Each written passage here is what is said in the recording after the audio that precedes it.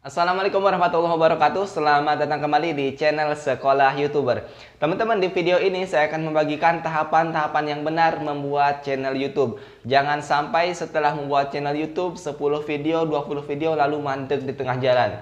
Alasannya karena kehabisan konten lah, karena channelnya tidak berkembang, karena tidak ada yang mau subscribe dan segala macam. Jadi menanggulangi hal-hal tersebut kita siapkan terlebih dahulu beberapa hal yang harus kita siapkan sebelum membuat channel YouTube. Simak terus.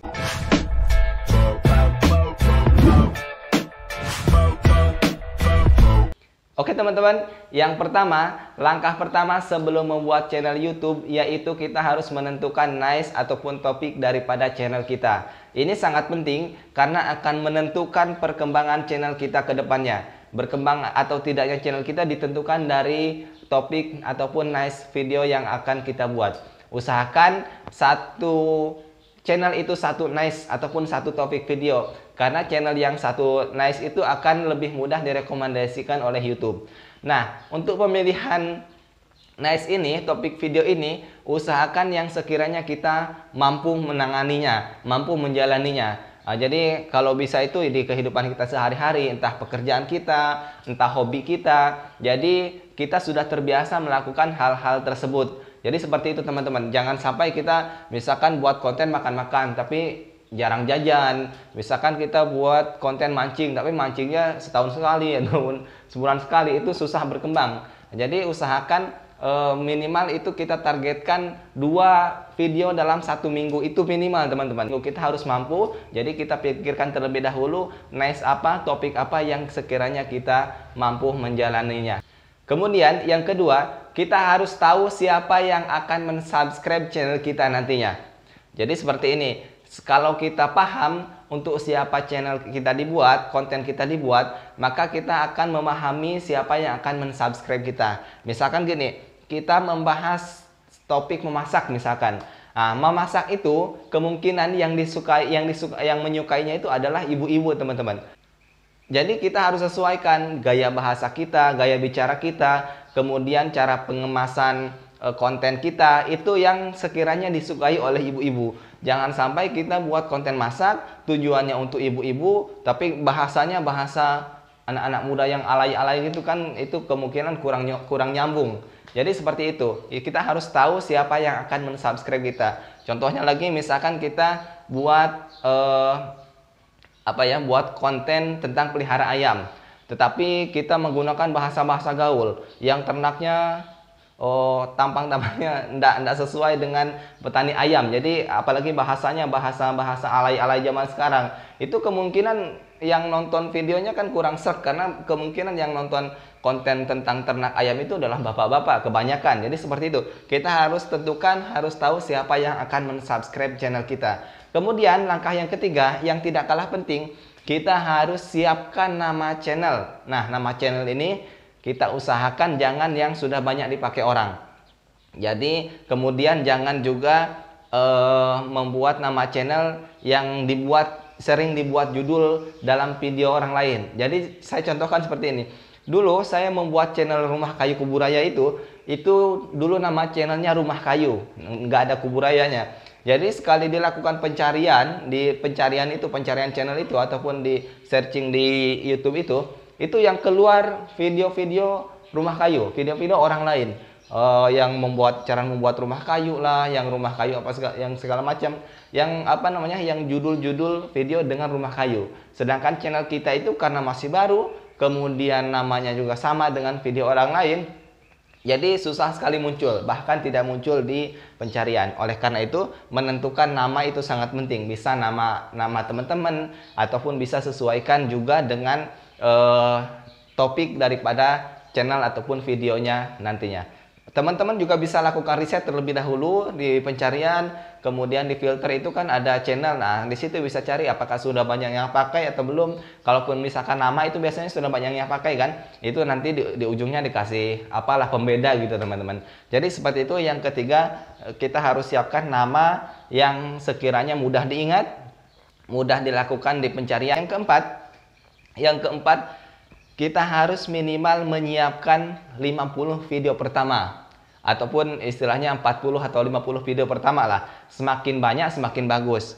Jadi maksudnya gini, dengan nice channel yang sudah kita tentukan, kita harus memikirkan 50 minimal ya, 50 video pertama. Nah, jadi dari ke 50 video pertama ini kita seleksi nih.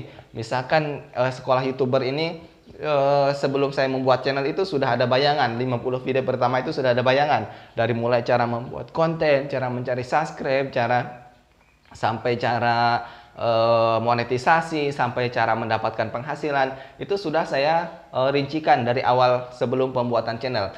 Nah, dari ke 50 persiapan konten tersebut, kita pilih mana yang sekiranya judul mana yang sekiranya lebih dulu harus kita publikasikan ataupun harus kita upload. Kalau bisa sesuai urutan ya. Jadi misalkan kayak sekolah YouTuber ini cara membuat channelnya, kemudian cara settingnya, nanti cara mendapatkan subscribe, kemudian cara jam tayang dan segala macam. Jadi berurutan ya, supaya orang itu mau subscribe, teman-teman, mau subscribe ke channel kita. Itu yang keempat, kita harus menyiapkan video-video, maksudnya harus sudah ada bayangan beberapa video. Jangan sampai baru 2 video, baru 3 video kita sudah mandek, tidak ada ini lagi, tidak ada buat konten lagi karena kehabisan ide video. Jadi jangan sampai seperti itu, teman-teman ya. Itu pengalaman saya ya. Jadi yang keempat itu kita harus menyiapkan sebanyak mungkin ide-ide ataupun konten yang akan kita produksi, yang akan kita buat di channel kita. Kemudian yang kelima itu kita harus menyesuaikan dengan peralatan. Saya sudah sering bilang, untuk menjadi YouTuber itu tidak perlu peralatan yang canggih, yang mahal. Teman-teman cukup punya HP saja yang di dalamnya bisa di-download aplikasi YouTube dan ada kameranya, bisa merekam video. Itu teman-teman sudah bisa menjadi YouTuber. Tetapi kita harus sesuaikan konten kita tentang apa. Kalau konten kita misalkan tentang prank, biasanya itu harus ada tambahan-tambahan karena biasanya jarak jauh ya kameranya, harus kamera yang bisa zoomnya lebih bagus, kemudian bisa pakai mic-nya clip on-nya ini untuk audionya supaya lebih jernih. Itu gimana. Jadi kita harus menyesuaikan, jangan sampai kita membuat konten prank kemudian kita merekamnya hanya sekedar pakai HP biasa, jadi kan agak kurang gitu Pak. Jadi kita harus menyesuaikan alat yang kita miliki. Seperti itu. Kemudian langkah selanjutnya, barulah setelah itu kita buat jadwal untuk upload, jadwal buat editing, jadwal buat perekaman video. Apalagi kita harus mengupload itu ke YouTube itu kalau bisa terjadwal juga. Misalkan kalau seminggu 2 kali ya seminggu 2 kali. Karena semakin rutin, semakin terjadwal, semakin memudahkan YouTube untuk merekomendasikan video-video dan channel-channel kita. Jadi seperti itu teman-teman. Apalagi kalau kita ada pekerjaan, jadi nge-YouTube ini hanya sekedar sampingan, kita harus siapkan waktu. Misalkan kalau saya kan biasa siang ataupun sore record video, ngerekam, nanti editingnya malam, kemudian langsung upload. Jadi seperti itu, kita harus menyiapkan waktu untuk penguploadan, untuk editing, dan untuk merekam videonya ataupun memproduksi kontennya. Jadi seperti itu teman. Setelah tahapan-tahapan tadi selesai, berikutnya adalah membuat channel YouTube. Untuk mendaftarkan channel YouTube sudah saya buatkan, dan setelah video ini pun akan saya buatkan kembali cara membuat channel YouTube yang baru. Jadi teman-teman, saya sarankan bagi yang belum subscribe, silahkan subscribe channel Sekolah YouTuber, karena di channel ini saya akan membahas mulai dari tahapan pembuatan channel, membuat channel, kemudian cara mendapatkan subscriber dan segala macamnya, nanti sampai bisa mendapatkan penghasilan. Jadi akan berkelanjutan dan akan bertahap ya, step by step. Setiap video akan ada perkembangan. Jadi sekali lagi jangan lupa tekan tombol subscribe dan tombol notifikasinya supaya teman-teman tidak ketinggalan informasi yang terbaru dari channel Sekolah YouTuber. Semoga bermanfaat. Sampai jumpa di video berikutnya.